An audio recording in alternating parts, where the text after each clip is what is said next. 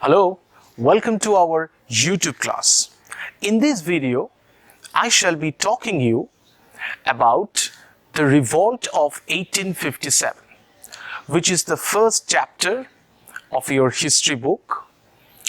And as far as the ICSE Class 10 syllabus is concerned, you need to study only the causes and the consequences or the effects of the Revolt of 1857.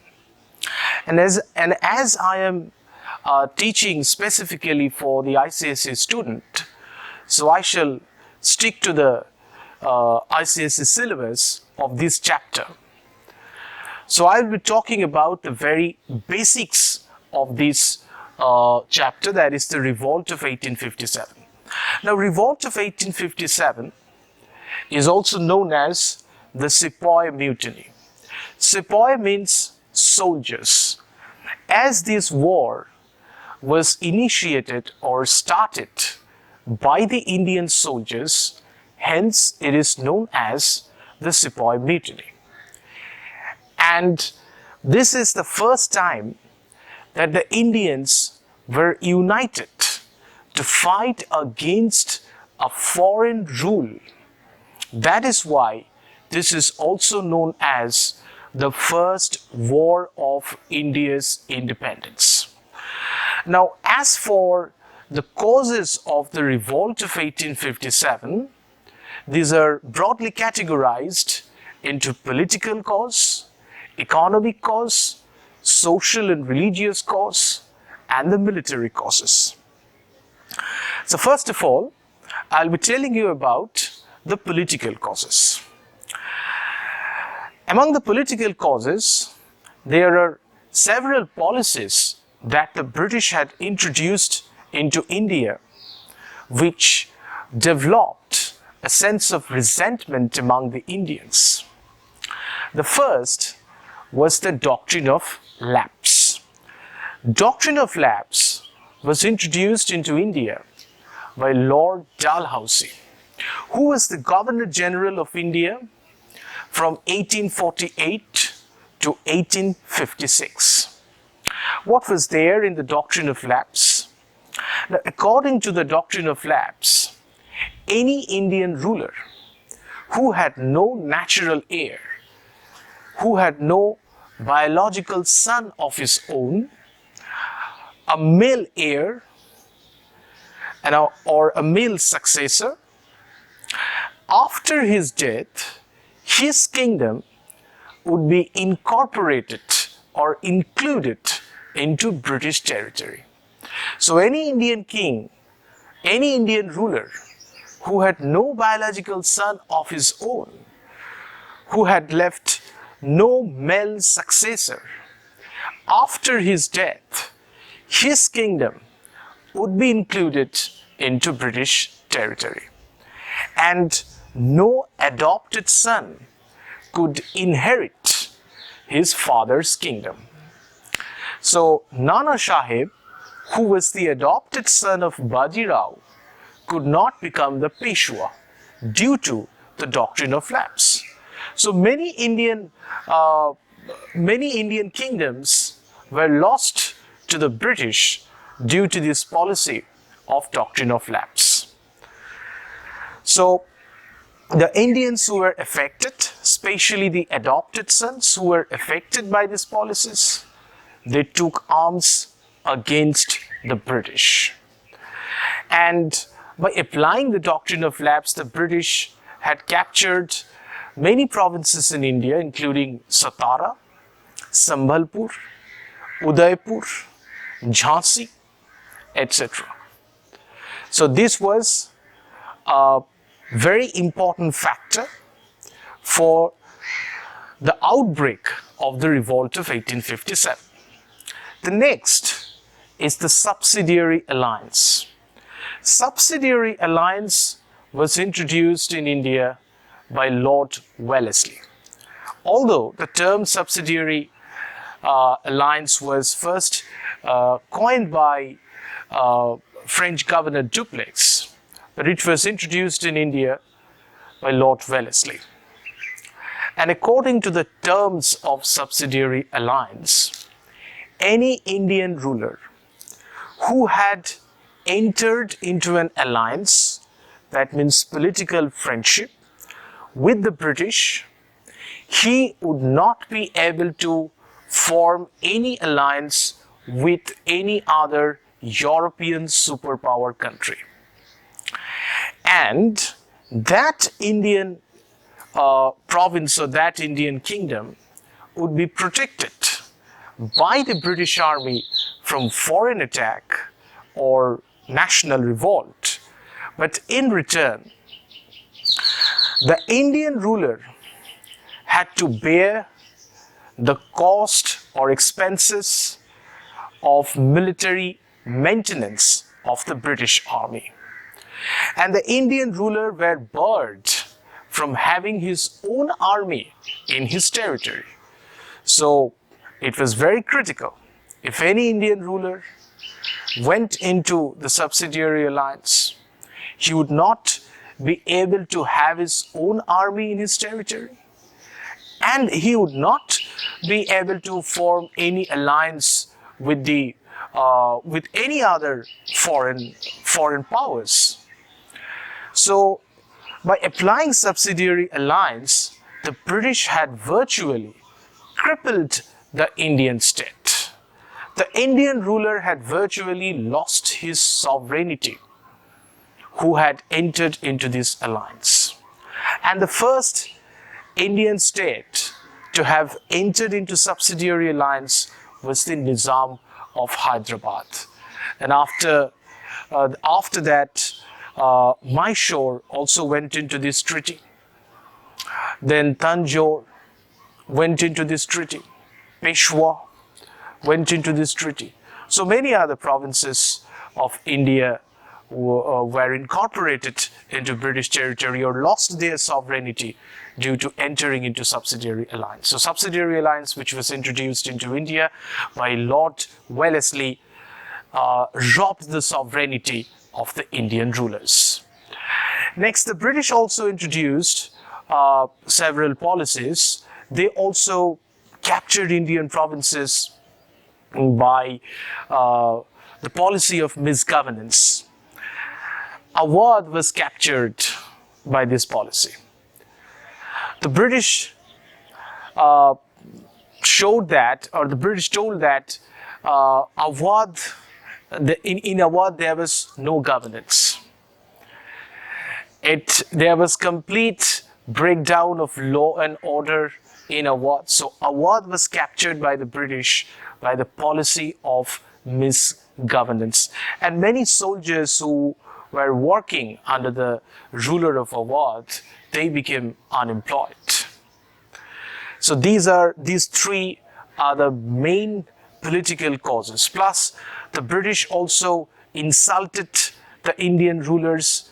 The British humiliated Bahadur Shah Zafar, or he was also known as Bahadur Shah II, the last Mughal emperor. And the British told that after Bahadur Shah II, no one from the Mughal dynasty could use the title emperor. And he was utterly humiliated.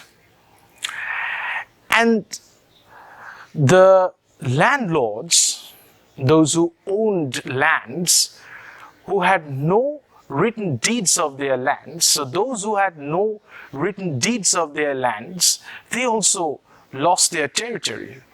So the British had also made a law by which it was stated that, so those who had no written deeds of their land, that means those who had no document of possession of land, their territory would also be included into the British territory. So these are some of the political causes which were critical as for the causes of the revolt of 1857. The first is the doctrine of lapse, which was introduced by Lord Dalhousie. The second, subsidiary alliance.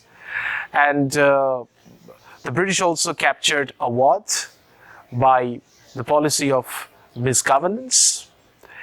And some Indian landlords also lost their land because they did not have any written deeds or documents of their land. So hope you have understood these political causes. Next, I will tell you about the economic causes. Now, about the economic causes, the British had imposed heavy taxes upon the Indian farmers. The Indian farmers were burdened with heavy taxes, which they were unable to pay up. And sometimes in paying up the taxes, they had to borrow money from the money lenders, mortgaging their land. And when they were unable to pay up the borrowed money to the money lenders, they lost their land as well. So the farmers were greatly affected by the British policies. Plus, the British had commercialized Indian farming. The Indian farmers initially were producers of food crops, but the British had stressed on producing cash crops such as indigo, but which did not profit the Indian farmers. So Indian farmers were heavily taxed and they were greatly affected. Next, the British had ruined India's industries. India's industry were basically handloom industries, but at that time, Indian market was flooded with British goods, which were much cheaper than the Indian handmade goods. When Indian products were exported to Europe, they were heavily taxed. But when the British products were coming into India, they were not taxed that much. Plus, the British products were made in factories because industrial revolution started by then. Factory-based system started by then. So the British were producing goods in factories. And as they were producing goods in factories, they could produce goods in large quantities. And they were cheaper as well. So Indian handcraft industry were virtually destroyed. India was deindustrialized during this time. And Indians were not getting jobs, especially the educated Indians. They were not getting jobs that much. And their salaries were also lower than the European counterparts. So India was virtually impoverished by the British policies. That means Indians became poorer day by day due to the British policies. So these are the economic causes. So in this revolt, the 1857, those who were affected by the British policies, they only joined or participated in this war. The farmers were affected, so the farmers participated in this war. Those who were engaged with handcraft industries or handloom industries, they became virtually unemployed as India's industries were destroyed. India was virtually deindustrialized. So many of those who were engaged with handcraft industries, they became unemployed. So some of them also participated in this war as well. So India became impoverished, became poor due to the British policies. Next is the social and religious causes. Now, in the beginning of the 19th century, the British started to interfere with the social practices of India. Yes, there were some evil practices prevalent in India, such as child marriage, sati, and the British had banned this system. The British had banned these practices. The British banned child marriage. The British banned sati. They started widow remarriage. They started education for the women. But these policies, although these were good in effect, but this did not go down well with the Indians. The British had introduced education for the women, for the girls, but their parents thought that if their girls go to school, they would not return back, they would not learn household activities, and if they did not learn household activities, they could not be married off to a good family. The British introduced railways in India. That also was not accepted gleefully by the Indians, although it was good in effect to some extent. But the Indians, they thought that in the railways, people from all walks of life, from Brahmins to the Shudras, from Hindus to the Muslim, they will travel in the same compartment. So the upper caste people will have to mix with the lower caste people, so they would lose their religion. And the Christian missionaries who came into India, they started to convert the Indians into Christianity on the lure of money and jobs. So a fear had crept into the minds of the Indians that they will lose their religion.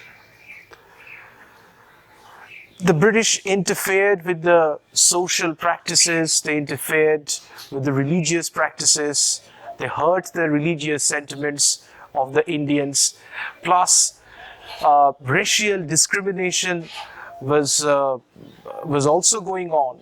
The British humiliated the Indians. They thought that the Indians were far inferior to the Europeans in all respects. The Indians were not allowed to mix with the Europeans, with the white-skinned people. So racial discrimination was also another factor in this category. So these are some of the social and religious causes for the outbreak of the revolt of 1857. The policies that the British had introduced, such as banning child marriage, prohibiting sati. Now, sati is a practice by which a woman would commit suicide by jumping into the funeral pyre of her husband. And that was the belief in the Indian society by then, that in this way she would go to heaven. But it was an evil practice. There was no sanction of this practice in any scripture of India, and Raja Ram Mohan Roy opposed this policy, and with the help of Ram Mohan Roy, the British had banned or prohibited sati, but some of the Indians did not like this policy as well. So these are social and religious causes.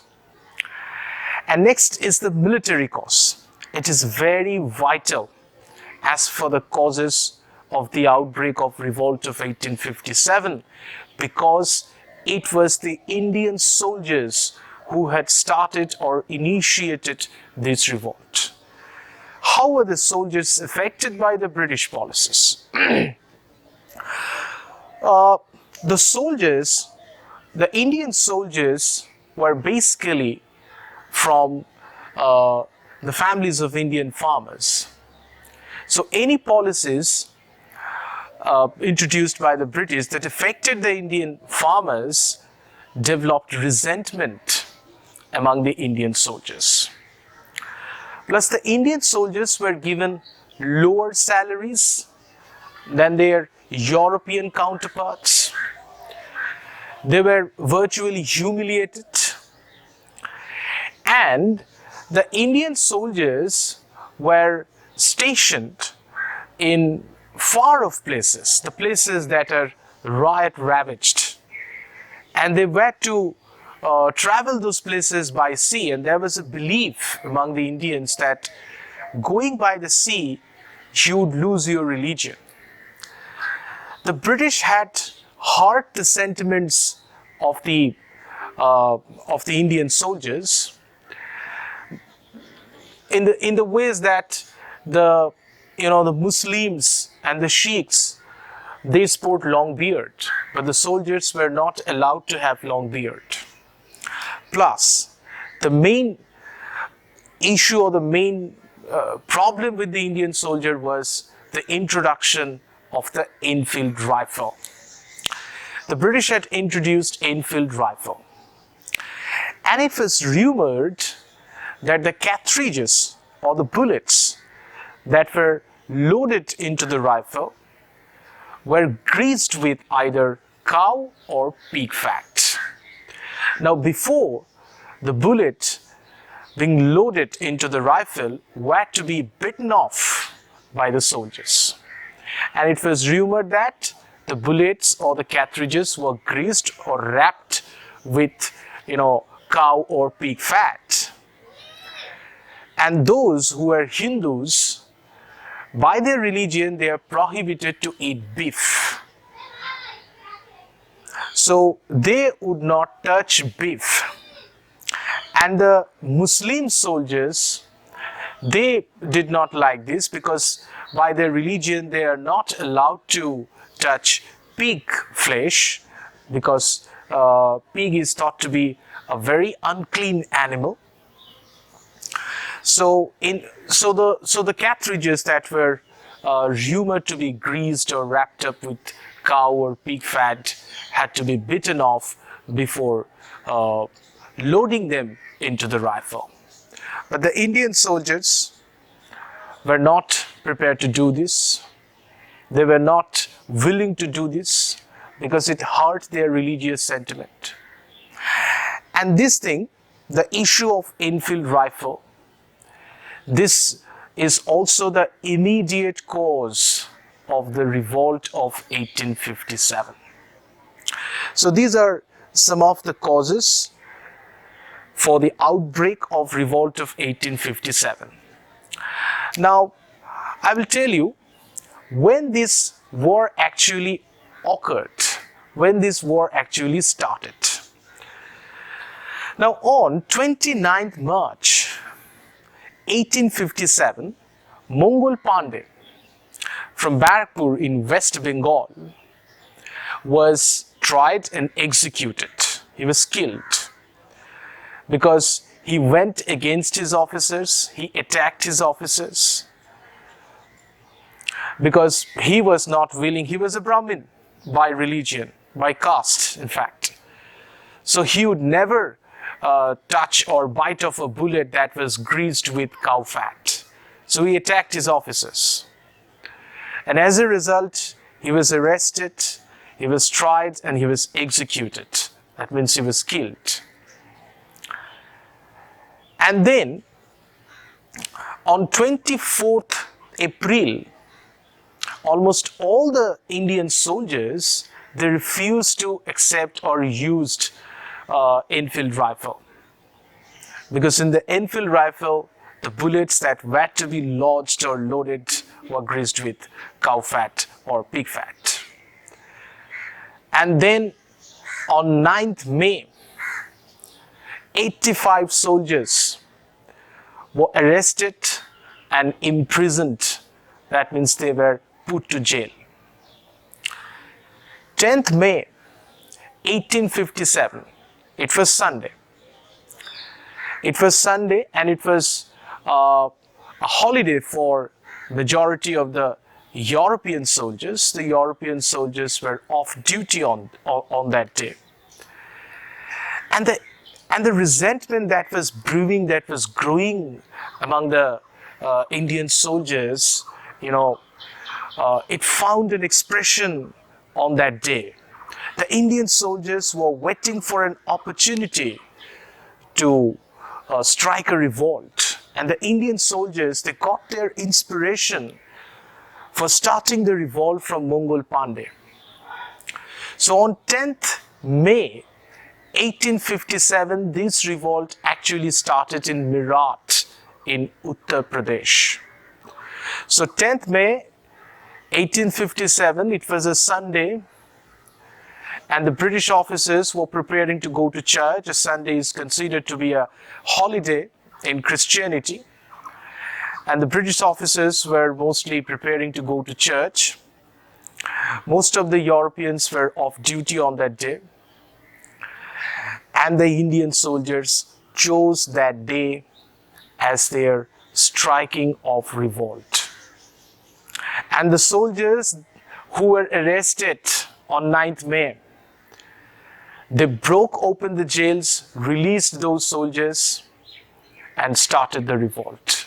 On the next day, on 11th May 1857, they went to Bahadur Shah II, who had virtually become a puppet, who had lost his power and authority, and the soldiers declared Bahadur Shah II as their leader. So Bahadur Shah II became the leader of this revolt from Delhi.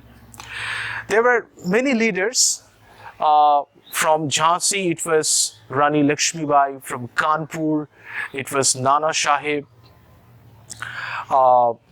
Many such leaders, they led this revolt from different provinces. So this was the starting point of this revolt. So this revolt was started on 10th May 1857 at Meerut. It was started by the Indian soldiers who were inspired by Mongol Pandey. He was from Barrackpur in West Bengal. But unfortunately, the Indians were defeated in this revolt. Now, as for the causes of their defeat, the Indian soldiers did not have any coherent plan. There were many leaders from different provinces, and all the leaders who led this revolt, they had different agenda, different purposes. Secondly, the Indians were fighting with traditional weapons such as spears, swords, whereas the Britishers were fighting with modern weapons. So Indians who were fighting with traditional weapons could never win against the Britishers, who were well equipped with modern warfare. And thirdly, this war was confined to a limited provinces of India. The three presidencies, the Bengal presidency, the Bombay presidency, the Madras presidency, they were virtually aloof from this war. And many Indians also did not want this kind of a war. So these were the reasons the Indians were fighting with traditional weapons. There was no unity or coordination among the leaders, and all the leaders had different causes. There was no coherent plan among the Indian leaders, and it was confined to a select few areas. So these were some of the causes why the Indians were defeated. And as for the consequences or effects of this war, first of all, the rule of British East India Company came to an end by the Government of India Act 1858. The rule of East India Company came to an end, and the British Parliament directly took over the rule of India, and Queen Victoria was declared as the Empress of India. And the British realized that they were wrong in interfering with the religious or social practices with the Indians. So they declared that they were not going to interfere with the religious practices of India. They were not going to hurt the religious sentiments of the Indians. And the post of Governor General was more pronounced. It was also known as Viceroy. And instead of Board of Control, Indian House was an institute that was made. So these were the most important effects or consequences of the revolt of 1857. The most important being the end of East India Company's rule by the Government of India Act 1858, and the British Parliament directly took over the administration or the rule of India. So hope you have realized or understood the basics of this chapter, and I think you will not have any difficulty in writing answers from this chapter. If you have any query or question or problem from this chapter, feel free to ask me by writing on the comment box, and I shall be very happy to respond to you. And if you find this video useful, don't forget to subscribe this video and press on the notification icon to get regular updates of my upcoming videos. Thank you for watching.